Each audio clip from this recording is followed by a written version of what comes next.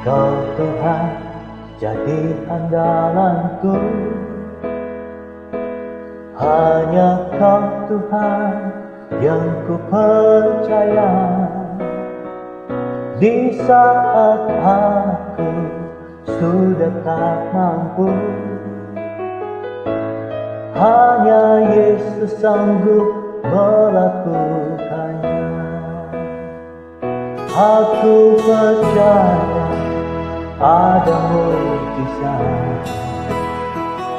Aku percaya Tuhanku dahsyat. Perbuatan ajaib telah dikerjakannya. Aku percaya ada mukjizat.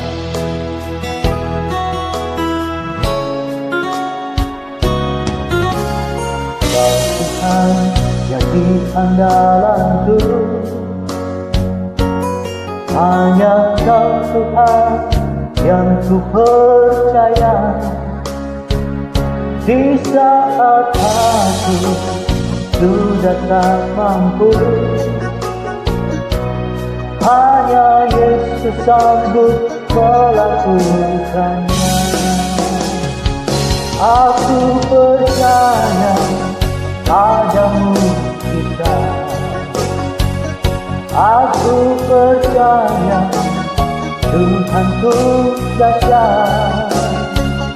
Perbuatan ajaib telah dikerjakannya. Aku percaya ada mukjizat. Aku percaya ada mukjizat. Aku percaya Tuhanku dahsyat. Perbuatan ajaib telah dikerjakannya. Aku percaya ada mukjizat.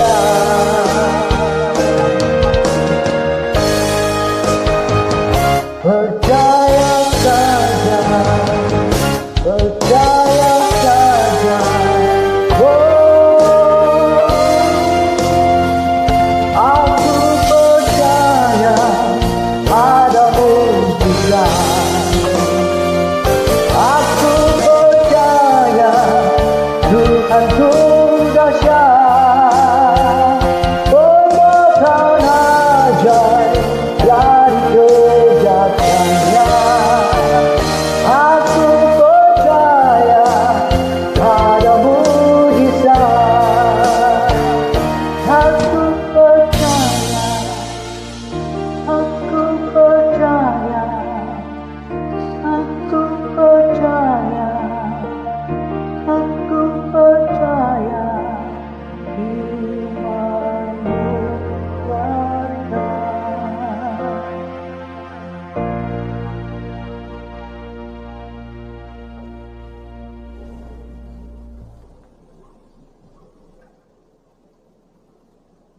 Karena saya takut signal yang agak jelek, jadi saya menyampaikannya dalam video saja. Firman Tuhan hari ini saya sampaikan dalam kitab Mazmur pasal 27 ayat 1 dan seterusnya. Dikatakan itu dari Daud. Dikatakan, Tuhan adalah terangku dan keselamatanku. Kepada siapakah aku harus takut? Tuhan adalah benteng hidupku. Terhadap siapakah aku harus gemetar? Ketika penjahat-penjahat menyerang aku untuk memakan dagingku, yakni semua lawanku dan musuhku, mereka sendirilah yang tergelincir dan jatuh. Sekalipun tentara berkemah mengepung aku, tidak takut hatiku. Sekalipun timbul peperangan melawan aku, dalam hal itu pun aku tetap percaya. Saudara, iman kita kepada Tuhan memang tidak mudah dalam perjalanannya. Tapi kita harus mengerti bahwa ketika kita percaya kepada Tuhan, keyakinan kita ini harus kokoh. Dan kita tahu bahwa Tuhan adalah penguasa atas segala-galanya, dan Tuhan itu mengatasi segala keadaan. Walaupun kecemasan sempat menimpa kita, kekuatan menimpa kita, tapi Daud hal ini dia mewakili seluruh kecemasan kita. Lebih lagi yaitu Yesus dia mewakili semuanya. Tapi dikatakan Yesus telah menang atas segala pencobaan Karena itu dia bisa menolong mereka yang dicobai. Karena Yesus sudah mengalami kecemasan, kekhawatiran, ditinggalkan, bahkan mau dibunuh, mau disalib semuanya. Dia kehilangan kehormatan dan lain-lain. Dan Daud dalam hal ini, dia mengatakan bahwa sekalipun ada banyak keadaan yang mengepung, mau menjatuhkan dia dan memakan daging dia, tetapi dia tetap percaya kepada Tuhan dan yakin bahwa Tuhan akan membalikkan keadaan itu. Karena itu kepada kita dilarang untuk membalas ketika ada orang berbuat jahat kepada kita ataupun menyakiti kita, kita tidak boleh membalas karena kita tahu bahwa Tuhanlah yang akan mengatasi keadaan itu dan membela kita, bahkan membuat musuh kita tidak berdaya. Dan Daud di dalam ayat keempat dia mengatakan, satu hal telah kuminta kepada Tuhan, itulah yang kuingini, diam di rumah Tuhan seumur hidupku, menyaksikan kemurahan Tuhan dan menikmati bait-Nya. Sebagai pribadi yang mengenal Tuhan dan mengasihi Tuhan, Daud sangat mengerti sekali bahwa kekuatannya dan kesanggupannya itu adalah berasal daripada keberadaan dia dalam hadirat Tuhan. Kekuatan dia dan kemampuan dia adalah berasal daripada persekutuan dengan Tuhan. Karena itu Daud berkata, aku tuh mau minta diam di rumah Tuhan seumur hidupku. Bukan berarti kita tinggal di gereja seumur hidup kita, tapi dalam arti bahwa Daud betul-betul bergantung kepada Tuhan dan mencari perlindungan kepada Tuhan. Dan dia sungguh-sungguh merindukan Tuhan karena dia tahu bahwa daripada Tuhanlah kekuatan dia. Kemampuan dia, kehebatan dia, kejayaan dia, kekayaan dia, itu berasal daripada keintiman dia dengan Tuhan dan perkenanan Tuhan terhadap dia. Jadi dia ingin diam di rumah Tuhan supaya dia menikmati Tuhan dan Tuhan bisa menikmati dia di dalam kenikmatan yang bersama-sama, di dalam sebuah rasa harmonis yang bersama-sama, dalam rasa intim yang sama-sama. Di situ Daud bisa merasakan bahwa ketika Tuhan berkenan dalam hidupnya, ketika Tuhan suka dengan hidupnya, ketika Tuhan dekat dengannya, ketika Tuhan senang dengan gayanya, pastilah Tuhan akan membela dia dan membela perkara dia. Jadi dia tidak takut. Bahkan dikatakan ketika aku diam di dalam rumah Tuhan, aku tuh menyaksikan kemurahan Tuhan. Menyaksikan kemurahan Tuhan. Kita bisa mendapatkan kemurahan dalam kehidupan kita dari orang lain. Tetapi saudara harus mengerti bahwa dari kemurahan Tuhan adalah yang utama datangnya untuk kita.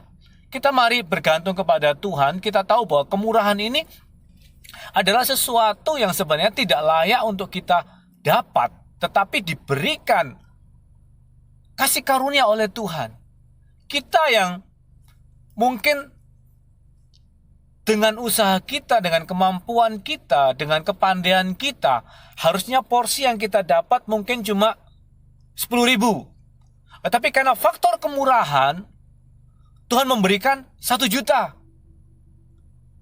Harusnya kerja keras kita yang mungkin cuma 3 jam atau 2 jam, mungkin dihargai hanya 15.000. Tapi karena faktor kemurahan, seperti contoh, ketika Tuhan mempekerjakan orang, ada yang bekerja dari jam 9 pagi, ada juga yang bekerja dari jam 12 siang, ada juga yang jam 3 sore, ada juga yang sudah mau tutup tokonya, lalu didapati ada orang nganggur. Dia berkata, kamu kok nganggur di sini? Ayo kerja yuk. Lalu dia berkata dia kerja. Ketika dibagi gaji, pada saat tutup, yang kerja cuma 1 jam, dia dapat gaji, seumpama 100.000. Lalu yang kerja dari jam 3 mungkin 2 jam dapat gaji juga 100.000. Oh, yang pagi pikirnya dia dapat lebih banyak, tapi ternyata dia juga dapat sama 100.000.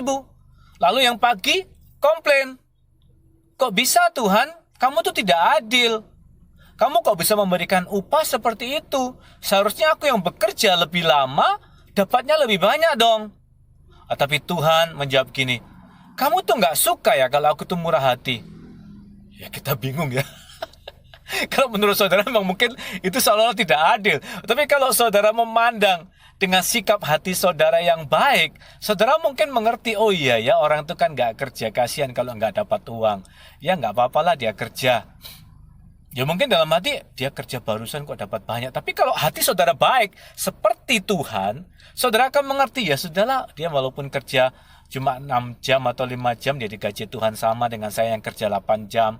Lalu satunya lagi, ya sudahlah, gak apa-apalah, daripada keluarganya mati, nggak dapat pekerjaan karena Tuhan kita murah hati, ya sudahlah dia kerja 2 jam dapat gaji seperti saya. Saya senang kok lihat mereka bisa kerja, saya senang kok melihat mereka dapat upah, saya senang kok mereka bisa hidup, saya senang kok mereka bisa melihat kemurahan Bapakku yaitu bosku.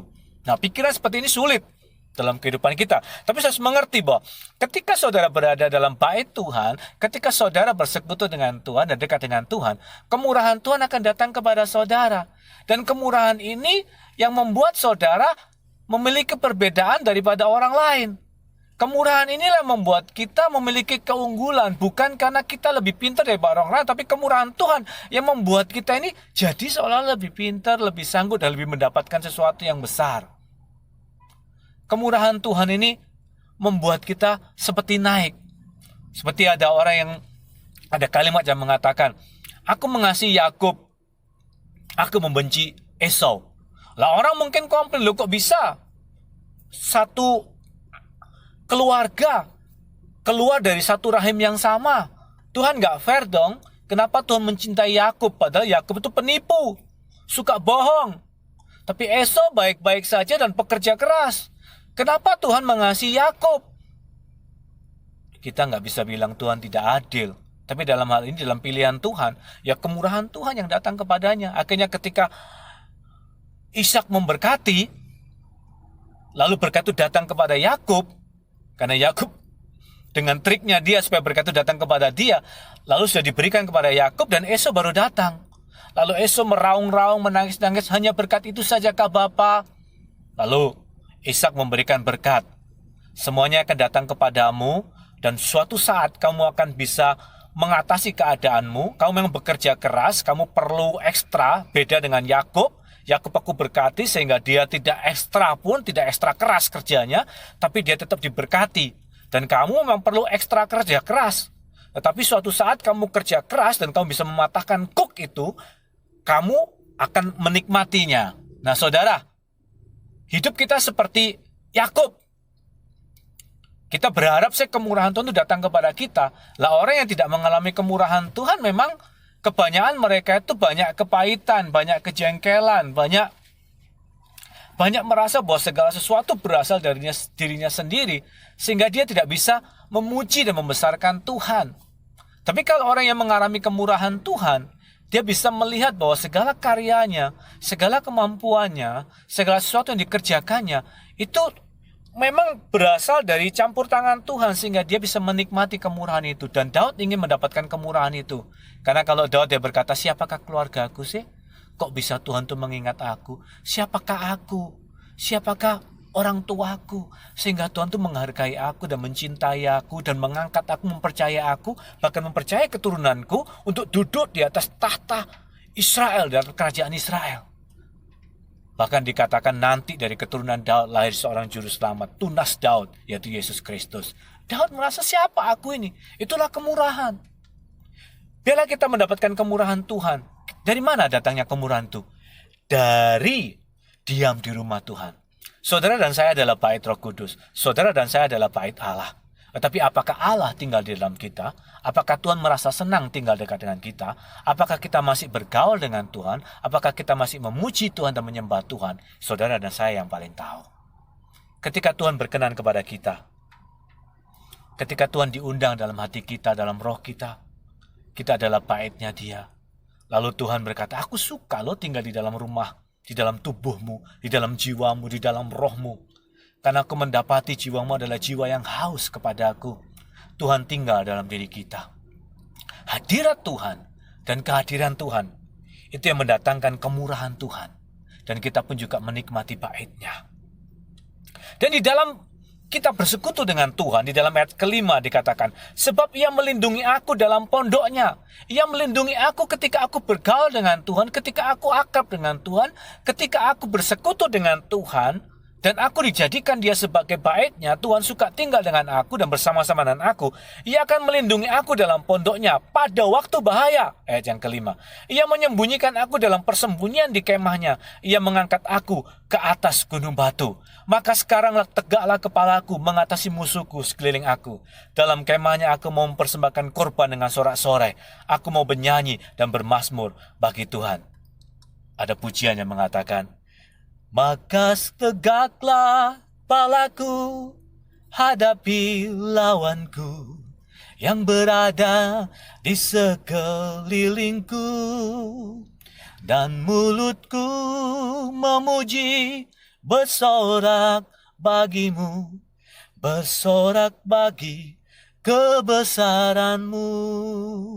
Sekarang tegaklah kepalaku, hadapi lawanku yang berada di sekelilingku. Amin. Nah, ketika kita berada dalam hadirat Tuhan, ketika situasi yang sulit terjadi, kita bisa merasakan aman dalam perlindungan Tuhan. Daud ini adalah pribadi yang suka menggambarkan bahwa dalam perlindungan Tuhan itu aman. Karena dia mengalami betul-betul bagaimana keadaan yang kritis dihadapi dia, dikejar-kejar Saul, dikejar-kejar Absalom, saudaraku ya, dan lain-lain musuh semua. Tapi Daud mengatakan bahwa sekalipun aku berada dalam lembah kekelaman, aku tidak takut bahaya, sebab engkau besertaku. Jadi Daud mengerti sekali bahwa kunci keamanan, kunci kesejahteraan, kunci kedamaian di dalam dirinya adalah keberadaan Tuhan di dalam dirinya, perkenanan Tuhan. Pastikan itu menjadi pemahaman kita. Pastikan itu menjadi dasar hidup kita bahwa ketika Tuhan berkenan, itu kita bisa aman. Tapi ketika Tuhan tidak berkenan kepada kita, ketika kita jauh daripada Tuhan, biasanya kekhawatiran sudah mulai muncul. Keraguan-keraguan mulai muncul, lalu kita berdaya upaya mengatasi diri dengan sendiri dan kita tidak lagi bergaul kepada Tuhan. Dan ini udah trik setan, trik musuh menjauhkan kita dari hadirat Tuhan. Karena kalau orang sudah jauh dari hadirat Tuhan, orang itu gampang dikalahkan. Orang itu gampang menjadi mangsanya dia, orang itu keluar dari perlindungannya. Seekor domba yang keluar dari penggembalaan sang gembala, dia adalah jadi mangsa binatang buas. Tapi kalau mereka berada dalam perlindungan gembala, Yesus mengatakan, orang yang mendengarkan suaraku dan mengikuti aku, dia akan menemukan padang rumput, sebab aku adalah gembala yang baik. Amin. Hatiku mengikuti firmanmu, ayat 8. Carilah wajahku, maka wajahmu ku cari ya Tuhan. Nah, ini yang perlu kita lakukan. Ketika Tuhan berfirman kepada kita, anakku, memang keadaan sekarang ini sulit, tapi kamu masih percaya kepada aku enggak bahwa aku bisa menolong kamu? Ayo datanglah kepada aku. Nanti aku akan tunjukkan kepadamu hal-hal apa yang harus kau berbuat. Terus kami berdoa minta petunjuk Tuhan. Tidak mudah memang. Karena di dalam mendengarkan suara Tuhan, itu dibutuhkan keakraban kita dan keintiman dengan Tuhan. Terkadang suara-suara yang lain dan nasihat-nasihat yang lain juga muncul dalam diri kita. Tapi yang mau kita dengarkan adalah kita cari Tuhan. Kita cari wajah Tuhan. Amin. Karena ketika Tuhan, di dalam ayat 11, tunjukkanlah jalanmu kepadaku ya Tuhan, dan tuntunlah aku di jalan yang rata oleh sebab seteruku. Kita berdoa, tunjukkanlah jalan Tuhan kepada kita, supaya Tuhan menuntun kita kepada jalan yang rata. Banyak liku-liku yang terjadi dalam kehidupan kami, dan saudara saya yakin, kita minta Tuhan menunjukkan jalan yang rata, supaya kita bisa melangkah dengan baik. Amin. Ayat yang ke-13, sesungguhnya aku percaya akan melihat kebaikan Tuhan di negeri orang-orang yang hidup. Mari kita percaya Tuhan, kita yakini Dia. Nantikanlah Tuhan, kuatkanlah dan teguhkanlah hatimu. Ya, nantikanlah Tuhan. Mari kita nantikan Tuhan, kita teguhkan hati kita. Kita bersandar kepada Tuhan, kita berharap kepada Tuhan, dan kita merindukan Dia. Apakah buktinya seseorang yang merindukan Tuhan? Adalah orang itu suka bersekutu dengan Tuhan. Orang itu bersekutu di dalam bait Tuhan. Bait Tuhan mungkin tidak harus gedung, tetapi diri saudara adalah rumah Roh Kudus. Diri saudara adalah rumah Tuhan. Diri saudara yang saudara persiapkan diri saudara supaya Tuhan berkenan dan Tuhan suka tinggal dengan saudara. Masihkah saudara mengundang Tuhan hadir dalam kehidupan keluargamu? Masihkah Tuhan kau undang hadir dalam kehidupanmu? Masihkah Tuhan menjadi yang utama dalam kehidupan kamu? Ketika engkau tidak lagi mengutamakan Tuhan dan tidak lagi menantikan Tuhan, kepercayaanmu tidak lagi kepada Tuhan. Engkau sendiri tidak akan melihat kemurahan Tuhan. Tapi kalau kita mempercayai Tuhan, demi percaya, kita akan melihat kemurahan Tuhan. Ya tentu saja kita nggak ingin hidup kita sulit. Tentu saja kita semua nggak ada yang ingin hidupnya itu susah. Karena itu kita perlu kemurahan Tuhan. Kristus yang mematahkan kutuk dosa. Kristus yang menggenapi hukum Taurat. Karena tidak ada seorang pun yang bisa melakukan hukum Taurat. Tidak ada seorang pun yang bisa melakukan firman. Supaya berkat itu bisa datang dalam kehidupan mereka. Tidak ada satu pun yang bisa melakukannya. Tidak ada yang sempurna. Semua bisa dapat kutuk karena mereka tidak sempurna dalam melakukan firman Tuhan. Tetapi karena Kristus telah mati di kayu salib. Kristus menjadi kutuk bagi kita. Kristus melepaskan kutuk itu dari kita. Kita menjadi orang yang mendapatkan kemurahan Tuhan. Kita menjadi orang yang dibenarkan dengan cuma-cuma karena percaya kepada Kristus. Kita menjadi pribadi yang bisa mendapatkan kemudahan-kemudahan dalam hidup ini karena ada Tuhan menyertai kita. Kita menjadi pribadi yang bisa berhubungan dengan Tuhan dengan gampang, tidak seperti pada zaman perjanjian lama. Begitu sulitnya kita masuk dalam bait Tuhan. Karena itu harus imam-imam secara khusus. Tapi saudara dan saya adalah imamat yang rajani, bangsa yang terpilih, umat kepunyaan Tuhan. Kita bisa langsung direct, kita langsung menghubungi Tuhan. Dan ketika kita berhubungan dengan Tuhan, Tuhan berkenan kepada kita karena Tuhan sedang merindukan kita. Biarlah kita hadir, terus bersekutu dengan Tuhan. Karena saya yakin, seperti Daud mengakui, bahwa di dalam rumah Tuhan, aku bisa menjumpai kemurahannya. Dan aku akan menikmati Tuhan.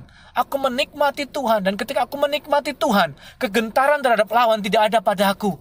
Karena aku tahu Tuhanku akan melindungi aku dan menjaga aku. Tuhan akan berperang ganti aku. Tuhan akan menjadi pagar tembok buat aku. Bahkan aku bisa makan. Dikatakan Tuhan menyediakan hidangan bagiku di hadapan lawanku. Di tengah situasi yang sulit ini, kita masih percaya bahwa Tuhan masih bisa menyediakan makanan yang enak, hidangan yang enak buat kita. Karena kita bergaul dengan Tuhan, kita menjadi biji matanya dan kita disukai oleh Tuhan. Haleluya! Apakah kita percaya? Mari kita kembali hubungan kita dengan Tuhan. Karena kekuatan kita, kesanggupan kita, dan pertolongan kita adalah datangnya daripada Tuhan. Tuhan melindungi kita. Tuhan adalah tempat persembunyian kita. Amin. Corona, COVID tidak bisa menyentuh kita di dalam iman kita kepada Tuhan. Kita meyakini, kita berdoa supaya Tuhan menjadi pagar tembok buat kita. Tuhan melindungi kita. Kita tetap berjaga-jaga. Kita tetap menjagai.